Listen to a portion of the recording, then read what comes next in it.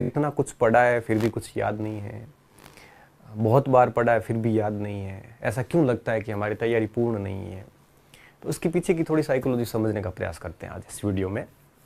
देखिए, सबसे पहले एक छोटा सा अपन एक एग्जाम्पल लेते हैं कि जैसे आप कोई एग्ज़ाम देने गए तो उसमें जैसे मान लो 100 प्रश्न आए, 100 में से आप देखोगे कि करीबन 40-50 प्रश्न ऐसे हैं जो देखते ही आप बिना विकल्प आप आराम से आंसर निकाल लोगे, देखते ही पता चल जाएगा कि इसका ये उत्तर ये है। वो 40-50 प्रश्न ऐसे हैं जिसका देखते ही उत्तर निकल रहा है, उसको आप कहते हो आसान सवाल है। अब ज़रूरी नहीं है कि वो आसान है, वो हो सकता है आपके लिए आसान हो, कुछ और विद्यार्थियों के लिए वही प्रश्न बहुत कठिन हो। तो प्रश्न कोई भी आसान नहीं होता, कोई भी प्रश्न कठिन नहीं होता, ये आपके ऊपर डिपेंड है। आपने उस प्रश्न को अगर 3-4 बार पढ़ रखा है तो आपके लिए बहुत सरल है, किसी ने एक बार भी नहीं पढ़ा उसके लिए वो बहुत कठिन है। कुछ प्रश्न ऐसे होंगे जो मेरे लिए कठिन है, कुछ प्रश्न ऐसे होंगे जो आपके लिए कठिन है। जो आपके लिए सरल था वो हो सकता है मेरे लिए कठिन हो, मेरे लिए सरल है वो हो सकता है आपके लिए कठिन हो।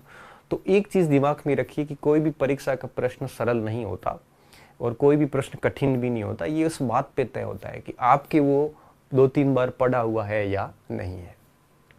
तो जब हम पेपर देखते हैं तो 30-40 सवाल ऐसे होते हैं 100 में से, तो 30-40% प्रश्न ऐसे होते हैं जिनको देखते ही हम उत्तर लगा देते हैं। तो उत्तर लगाने के बाद हम उसको सरल नाम दे देते हैं, बल्कि ऐसा है नहीं। एक्चुअल में बात यह है कि वो जो 30-40% सवाल थे उनको आपने कई बार पढ़ रखा है, कई बार आपकी नज़रों के सामने होकर निकले, इसलिए आपने उसको बहुत आराम से कर लिया, इसलिए आप उसको सरल कह रहे हो। कुछ ऐसे बच्चे भी होंगे उस पेपर में 80% सवाल सरल उसको मान के चलेगा, क्यों? क्योंकि उसने बहुत कुछ अच्छे से पढ़ रखा हो। तो सारी कुछ जो बातें हैं, सरल कठिन, याद रहना नहीं रहना, ये सब कुछ डिपेंड करता है तैयारी के ऊपर। मनुष्य मस्तिष्क की एक सीमा होती है, स्मृतियों की अधिकता के कारण हमारी जो मन मस्तिष्क के चीज़ों को विस्मृत करता जाता है, भूलता जाता है। तो हमें क्या करना चाहिए इस स्थिति में? तो देखो विद्यार्थियों, सबसे पहली चीज़ ये याद रखना, ये बात सभी के ऊपर लागू होती है। मैं भी भूलता हूँ, आप भी भूलते हो, हर विद्यार्थी भूलता है। तो हम अगर किसी भी कंटेंट को 3-4 बार पढ़ेंगे तो फिर वो हमारे एक प्रकार से मस्तिष्क में आ जाता है, और फिर जब परीक्षा देने जाएंगे तो निश्चित रूप से हम ये जज कर सकेंगे कि कौन सा विकल्प उत्तर नहीं है, तो डेफिनेटली उत्तर हम निकाल लेंगे। और अगर 5-6 बार पढ़ लेते हैं तो फिर वो उत्तर याद हो जाता है, फिर हमें विकल्प की भी आवश्यकता नहीं होती है। तो जितना अधिक बार पढ़ेंगे वो मेमोरी में याद हो जाता है। जैसे भारत की राजधानी सीधा दिल्ली निकलता है, इसके लिए हमें विकल्प की आवश्यकता नहीं है। क्यों? क्योंकि ये बहुत बार पढ़ लिया है। तो जितना ज़्यादा पढ़ा जाएगा उतना ही याद होने की एक प्रकार से संभावनाएं बहुत बढ़ जाती है। हम क्या करते हैं, 2-3 बार पाठ्यक्रम पूरा करने के बाद ये सोचते हैं कि अब उत्तर निकल क्यों नहीं रहा है। जैसे किसी ने पूछा फटाक से उत्तर क्यों नहीं आ रहा है, उसको आने के लिए बहुत बार अभ्यास चाहिए होता है। तो आप कभी भी ये चिंता ना करें कि हमें याद नहीं होता। देखो विद्यार्थियों, आप 2 बार 3 बार जब सिलेबस पढ़ लेते हैं तो आप MCQs वाले जितने भी परीक्षाएं हैं, मल्टी चॉइस क्वेश्चंस जितने भी हैं, बहुविकल्पनात्मक जो परीक्षाएं हैं, इनमें आप 2-3 बार 4 बार पढ़ने से ही पास हो जाते हैं। जब लिखने वाले परीक्षाएं होती है, सब्जेक्टिव पेपर होते हैं जहां उत्तर लिखना पड़ता है, आपके पास कोई ऑप्शन नहीं होता, वहां 6-7 बार पढ़ के जाना पड़ता, तब उत्तर याद आता है, अदरवाइज याद नहीं आता, क्योंकि विकल्प तो सामने नहीं है। तो अगर आपको याद नहीं होता है या आपको ये लगता है कि पढ़ा खूब है लेकिन याद कुछ नहीं है, तो आपको ऐसा लगेगा, लेकिन आपको इसके चिंता नहीं करनी है। ये स्थिति तब तक रहेगी जब तक आपका कोर्स 3-4 बार से ज़्यादा नहीं होगा, तब तक ये स्थिति रहेगी। लेकिन मैं विश्वास दिलाता हूँ कि अगर आपने ईमानदारी से 3-4 बार कोर्स पढ़ा है और आपको ऐसा लग रहा है कि कुछ भी याद नहीं है, कोई फ़र्क नहीं पड़ता। जिस दिन आप एग्ज़ाम देने जाओगे और एग्ज़ाम के पहले 5-7 मिनट के अंदर ही आप प्रश्न को जब देखोगे और जब आप विकल्प पढ़ोगे, तब आप 3-3 विकल्प गलत करके, एलिमिनेट करके आराम से उत्तर निकाल लोगे।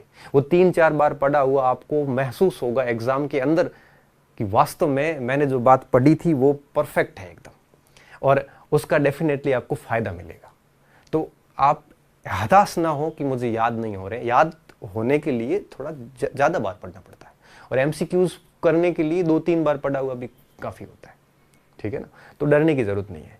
अब देखो, बात ये आती है कि अपन कोई प्रश्न पूछे अपन फटाक से आंसर दें, इसके लिए हमें 2 चीज़ें करनी पड़ती है। जैसे आपने मुझे सीधा प्रश्न पूछा और मैंने सीधा उत्तर दे दिया, इसके लिए 2 चीज़ें होनी ज़रूरी होती है।